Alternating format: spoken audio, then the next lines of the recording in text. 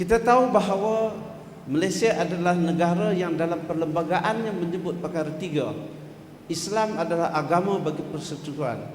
Agama-agama yang lain ini boleh diamalkan. Saya misalnya Malaysia lahir sebagai halal hab yang terutama, maka dia kena wujudkan satu akta untuk memberikan kuasa kepada pihak yang diberikan tanggungjawab. Memang saya dah cuba dah. You tinggal sini sana-sana sebab method yang kita nak detect dia tu memang very sensitive.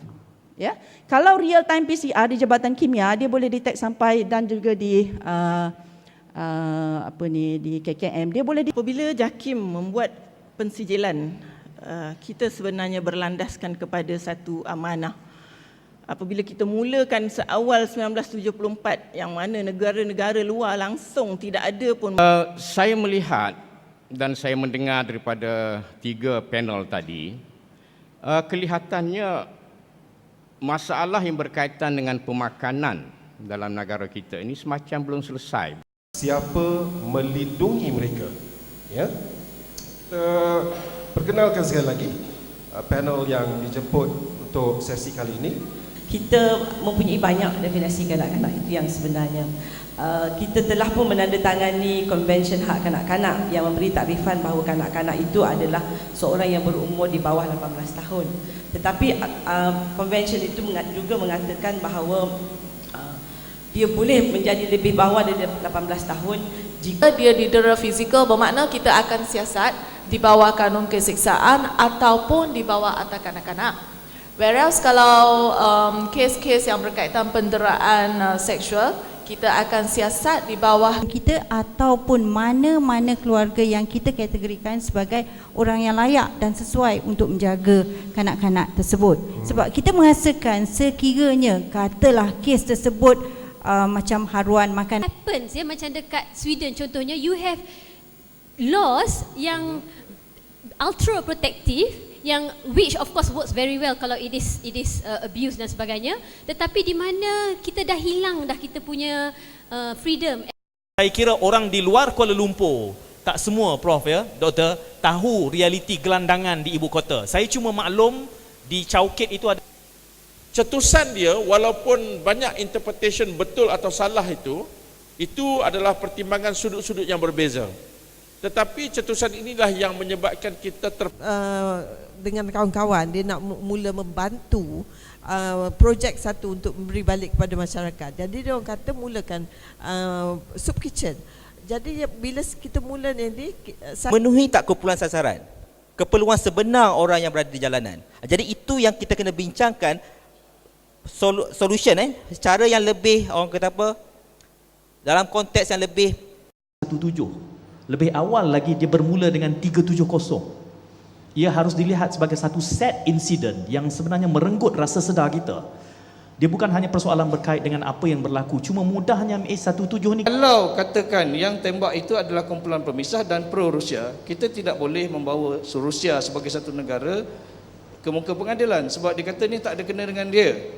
Khusus SKKP 6123 komunikasi krisis ni, saya katakan kita sentiasa berwaspada dan kena sentiasa yang kata walau bagaimanapun time will take care of the loss yang you ada kan. Beza 370 dengan 17 is just that benda tu ada kat situ. Yang ada barangkali dalam hati kecil. Sebenarnya dalam hubungan antarabangsa, mungkin dalam law dia lain sikit. Hubungan antarabangsa, perang itu can only be initiated by a state. Only a state can initiate. Ibu bapa sekarang, ini bukan nak menyalahkan ibu bapa, tetapi punca anak murid tak maulah, dia tu pun tak faham kalau setakat UPSR tu mesti nak A semua. Dia belajar bersungguh-sungguh, tuition sana, tuition sini, saya ingat dah cukup pun untuk mendapat A. Tetapi kegairahan ibu bapa disalurkan kepada anak. Anak ini tadi yang menjadi bangsa sebenarnya. Dan tak pasal-pasal ataupun dengan secara tak langsung penyawat awam terpalit akibat daripada keadaan sindrom ini. Jangan hanya menggantung kepada peperiksaan akhir tahun. Sistem kita hanya menggantung kepada peperiksaan satu sahaja. Jadi mereka semua kemaruk, menunggukan. memberi tumpuan kepada pesan. Alangkah, ini pandangan saya. Kalau boleh mungkin ini yang telah diperkenalkan oleh Kementerian. Sistem PT3 tahun 3 ini, dan juga bagi saya kalau boleh sepanjang tahun anak-anak itu mesti penghayatan pendidikan. Pendidikan ialah sepanjang hayat, bukan pendidikan untuk peperiksaan. Saya bertanya rakan-rakan dan juga profesor yang expert dalam bidang pentaksiran. Saya kata kenapa, apa manifestasi apa sebenarnya dengan kebocoran ini? Mereka berkata kita terlalu berlumba-lumba untuk mengejar kecemerlangan di dalam penilaian ataupun peperiksaan. Hakikat sebenarnya kita sepatutnya berlumba-lumba untuk membangunkan potensi pelajar kita secara berterusan. Kenapa guru ini sanggup membocorkan soalan? Sanggup membocorkan soalan supaya anak-anak murid yang dapat A dan sebagainya. Kepada saya, ini adalah sebab tekanan. Tekanan dari pihak pentadbiran bahawa sekolah yang akan mendapat result yang baik akan mendapat lebih launa macam-macam dan sebagainya. Dan juga ibu bapa pun macam itu juga, supaya anaknya dapat 5A, supaya dapat pergi ke sekolah-sekolah asrama penuh. Apa-apa pun yang kita buat, kayu ukurnya yang akhir ialah whether the people get the benefit or not. So the people kat sini siapa? Di Malaysia ni, people kita kena katakan manusia yang di Malaysia ni siapa dia? Dia ada strata dia kan, yang ada di atas top 20, yang ada middle 40, yang bottom 40. Yang itu kita nak address dulu isu tu. Siapa yang kita nak sasarkan? Hutang to people whose saving is about RM100 per month. Jadi kalau nak bayar this amount of household debt, this actually will take a long time. It will take a lot of measures. Yeah? So that's the reason why kalau kita tengok apa yang disarankan dalam budget, some of them are actually trying to help people to reduce household debt and also try to make sure that this household debt is not going to go up. Sekarang ni 87% of GDP. Bagusnya cukai tahun lepas, income tax kita akan berkurangan. Dia akan berkurangan sebanyak 1 ke 3% point, right? 1 ke 3% point, sebanyak 300, seramai 300,000 orang tak perlu bayar cukai lagi. Ya tuan, betul?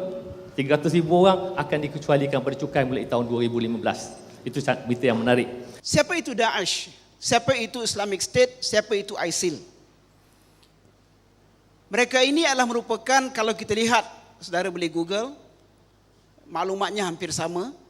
Kalau kita lihat asal usul tertubuhnya Daesh ini adalah pecahan daripada kumpulan Al-Qaeda.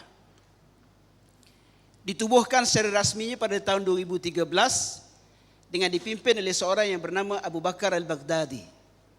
Beberapa doktrin berfikir yang kita lihat tidak boleh diterima dalam konteks kefahaman kita ahli sunnah. Pertama, saya bagi berkongsi sedikit, iaitu antaranya pandangan terhadap jihad. Apa yang ingin diseru oleh Al-Baghdadi dan rakan-rakan dalam IS-nya ialah seruan kepada apa yang disebut sebagai global jihad, jihad sedunia, bagi memerangi seluruh kuasa-kuasa barat dan juga para pendukung-pendukung. Dunia Islam ini tidak ada sempadan, tidak ada borders, borderless world, sama macam globalization. Artinya negara Islam ini harus dipimpin oleh seorang khalifah tanpa sempadan, geografi, politik dan sebagainya. Bila kita guna dalam bahasa Melayu, tepat. UKM pendaulat amanah negara.